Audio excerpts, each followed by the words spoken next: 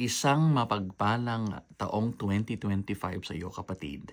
At dahil nandito ka, isa lang ibig sabihin niyan. Niloob ng Panginoon na malampasan mo lahat ng mga pagsubok ng taong 2024 para iyong maranasan ang kanyang katapatan ngayong 2025. When I look back sa dami ng mga masasamang balitang ating nabalitaan noong nakaraang taon, kasama na yung ilang mga bagyo at ilang pang mga kalamidad, ay makikita natin ang katapatan ng Panginoon sa ating bansang Pilipinas, maging sa ating pamilya at sa ating sariling mga pamumuhay. At dahil dyan ay meron tayong paghuhugutan sapagkat we are sure na itong taong 2025 ay marami din namang pagsubok itong dadalhin sa atin. Kaya ang tanong lang dito ay, meron ka bang listahan ng mga bagay na ginawa ng Panginoon, mga episode sa buhay mo na kung saan ikaw ay kanyang binitbit, kinarga at iniligtas mula sa tiyak na kapahamakan. Dahil kakailanganin mo ang mga bagay na yan sa iyong pagharap sa bagong taon. There are two things that I want to talk about sa isang maikling video na ito. Number one, isang malaking challenge sa atin yung pagbabasa ng salita ng Diyos. I have been observing people sa church and marami ako nakitang mga Kristiyano na ilang taon na, ilang dekada na nagpupunta sa church. But you don't see them growing in their walk with God. And when you ask them a little bit, you'll find out that they haven't been reading or studying their Bibles. Naku, napakalaking pagsubok po yan, mga minamahal. Kung nais po natin tanggapin ang mga pagpapala ng Panginoon, ay kailangan natin siyang makilala at kailangan nating maunawaan yung nature ng mga promises niya. Hindi tayo po pwedeng hugot lang ng hugot ng biblical promises, pero hindi naman pala para sa atin ang mga pangakong yon. Kaya nga sinabihan ng Panginoon si Joshua in Joshua chapter 1 to be strong and courageous, to be careful to do what His Word says. Dahil sa pamamagitan ng kanyang pagsunod, maingat na pagsunod sa salita ng Diyos, doon ibubuhos ng Panginoon ang tagumpay at pagpapala sa Kanya. And I'm thinking, bagamat hindi yung land of Canaan ang ipinapangako sa atin, but if we follow the same principle, kung ating babasahin, uunawain at i-apply sa buhay natin ang mga bagay na itinuturo ng salita ng Diyos, ay mararanasan natin ang pagpapala. Karamihan sa mga pagpapalang ito ay hindi material o hindi mga bagay na mas importante pa kaysa sa pera, katulad ng kapayapaan, kagalakan, at pag-asa.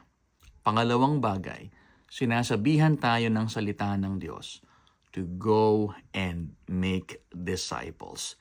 Every Christian understands, hindi ganun kadaling gawin ang mga bagay na ito.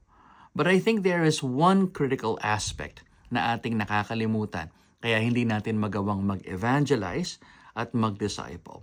What is that? Ang manalangin. You see, ang panalangin ay isang napakahalagang gawaing Kristiyano. Hindi lang natin ipinapaabot sa Panginoon ang ating papuri, pasasalamat at yung mga bagay na hinihiling natin sa Kanya. Kung hindi, ito rin ay isang klase ng spiritual warfare. You have to understand that if you want to win somebody for Christ, it's gonna be a battle. It's gonna be spiritual warfare. Kaya napakahalaga na ikaw ay nag-i-invest ng maraming oras sa pananalangin, being specific in who you are praying for. Ay, napakalaking bagay yan, kapatid. Nabasa ko nga sa isang aklat na meron daw isang pastor na merong 6 na tao siyang ipinapanalangin. For a period of 18 months, isa lang ang na-convert dun sa 6. And then sa susunod na mga taon, 2.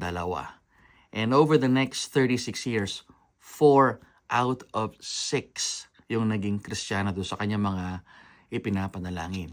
And then just before he died, merong isa ang nailigtas pa.